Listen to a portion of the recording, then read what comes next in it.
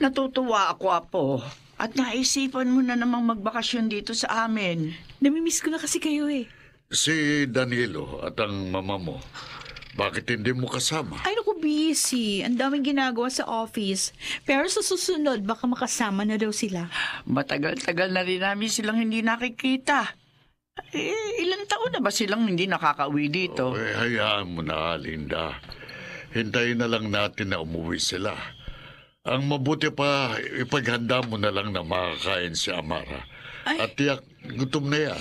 No. Malayong kanyang binyahe mula sa Maynila. Huwag na, Lo. Ha? Kumain na ako na mag-step over yung bus na sinasakyan ko. Busog pa ako. Uy, sigurado ka, Apo. Opo, Lola.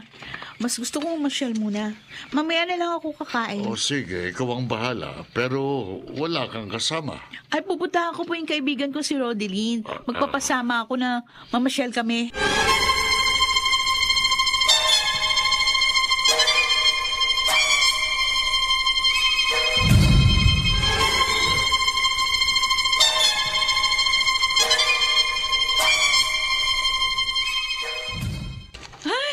Ang ganda dito sa talon. Ang linaw ng tubig. Ang sarap mag-swimming. Amara, umuwi na tayo. Uy, Rodeline, ano ka ba? Ang killjoy mo naman. Mamaya Pero- Nag-enjoy pa lang ako eh. Ako? Amara, baka... Ay, anong baka? Sayang ang view. Nakakainis ka naman eh. Amara. Nagpapapaniwala ka kasi sa mga kwento-kwento tungkol sa mga maligno at impacto. Kasi... Oy, panahon pa na hapon yun. Modern age na tayo. Hindi totoo yun. Katang-isip lang. Kaya kalma ka lang. Huwag matakot, okay? hindi naman sa ganun. Kaya lang Ay, naku, tama na nga yan. Mag-enjoy ka na lang. Kasi Kalimutan naman... mo yung mga walang kwentang bagay na yan. Hindi totoong maligno. Amara. Walang multo, walang engkanto. Kung meron man, hindi ako natatakot. Pero kung totoo sila, di magpakita. Kakausapin ko pa't magpapapicture pa ako sa kanila. Amara, Ano? Ano? Ano yun? Bakit may pumasok ba? May biglang pumasok. umangin. Ha? Ano naman kung para hangin lang? Parang may dumaan. Dumangan, oh. Ay, wala ah. Yan kasi napapala mo sa kaiisip mo ng kung ano-ano. Natatakot Kaya ako. hangin, kinatatakutan mo. Oy, Rodeline, uulitin ko sa'yo.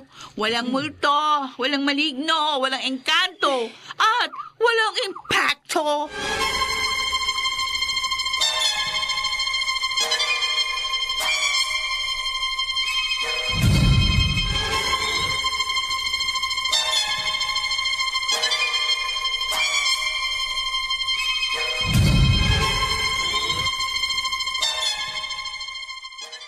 Nagpunta kayo sa talon? Oo. Sinamahan ko lang naman si Amara, Itay. Pinagbigyan ko kasi bihira naman siya makapagbakasyon dito. Alam niyo namang maliit pa siya nang umalis dito sa lugar natin. Na, hindi nyo din dapat ginawa yan. Ang tigas ng mga ulo nyo. Sinasabi ko sa iyo, wag na wag kayong pupunta sa lugar na yon. Lalo't na't wala kayong ibang kasama. Alam ba niyo kung anong pwedeng mangyari sa inyo? Tay, Iniisip ko palang kinikinabutan na ako, Rodeline. Nakakatakot. Huwag sanang magkatotoo na ang nasa isip ko. Huwag sana.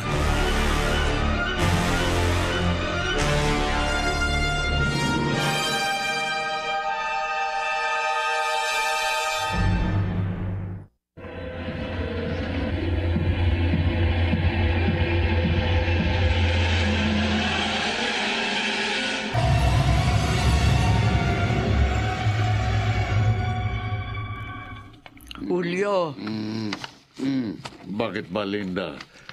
May ginagawa ko. Inihahanda ko itong mga dadaling ko sa bukid. Tatanghaliin na ako.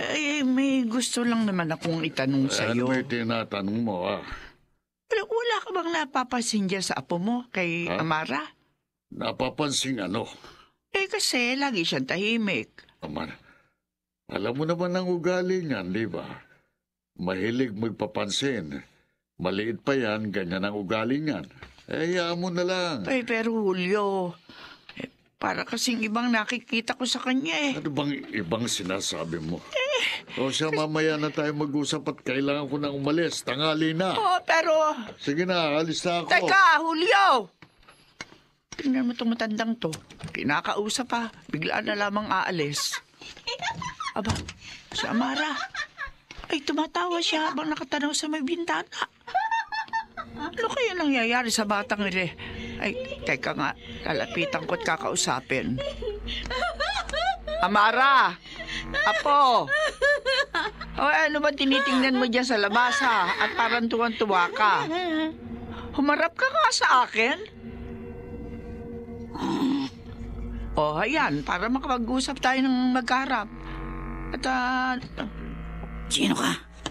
Amara? Umalis ka, tanda. Hindi kita kilala. Umalis ka! Amara!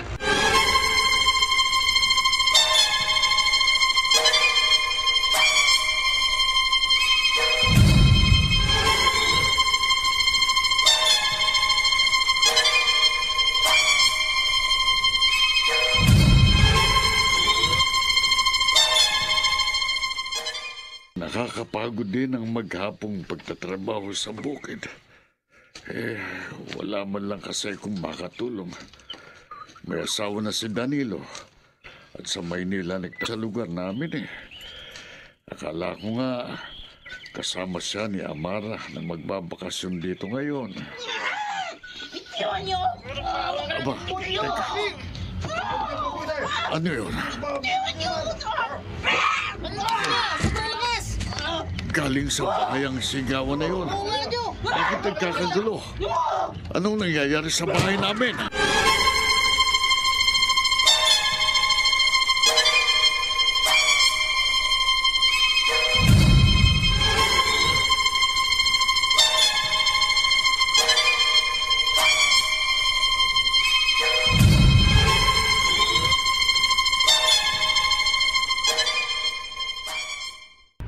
Amara! Apo! Linda! Linda! Ano nangyayari dito? Naku, Julio!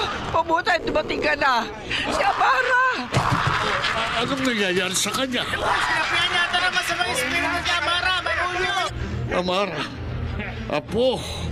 Apo ko!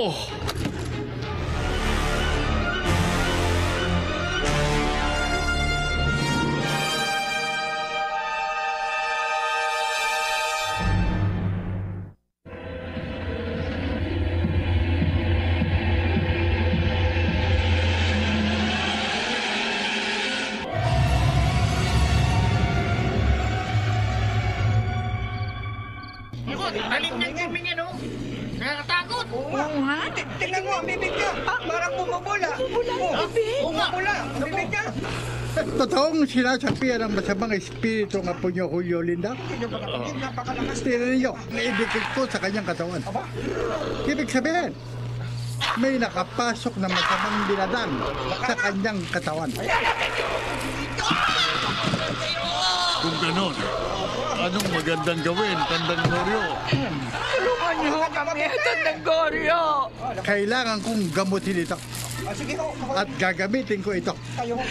Tandang Goryo, ano yan? Anong gagawin niyo sa yantok na yan? Galing ang yantok na ito sa aking mga ninuno para magpalayas ng masamang espiritu. Ito rin ang gagamitin ko sa apo niyo para mapaalis ang nagpapahirap sa kanya. Aha? Malakas at makapangyarihan ang sumanib sa apo ninyo. Kaya ito lang ang paraan para mapalayas siya sa kanyang katawan. Wag! Hindi maaari! Ayoko! Kung gusto niyong mailigtas, pabayaan niyo ako sa gagawin ko. Pero Tandang Goryo, Buhay ni Amarang nakataya dito. At kung pipigilan niyo ko, maaari siyang mamatay. At tuluyan nang mawala sa inyo.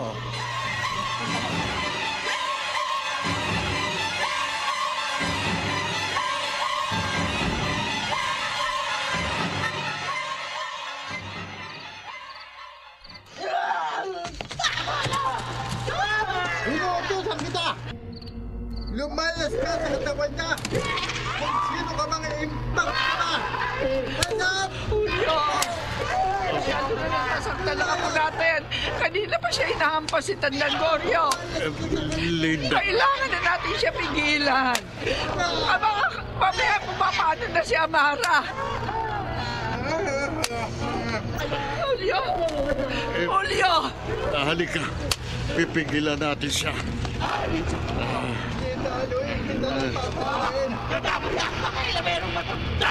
Tama na yan. Ha? Lumayan mo na ang apo ko!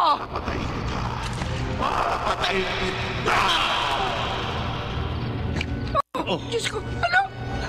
Amara, Julio! apo, Hindi na siya kumikilos! apo, Amara, Kuya, Linda, pabayaan niyo muna siya. hayop kang matanda ka. Bakit? Anong ginawa mo sa apo ko? Ano?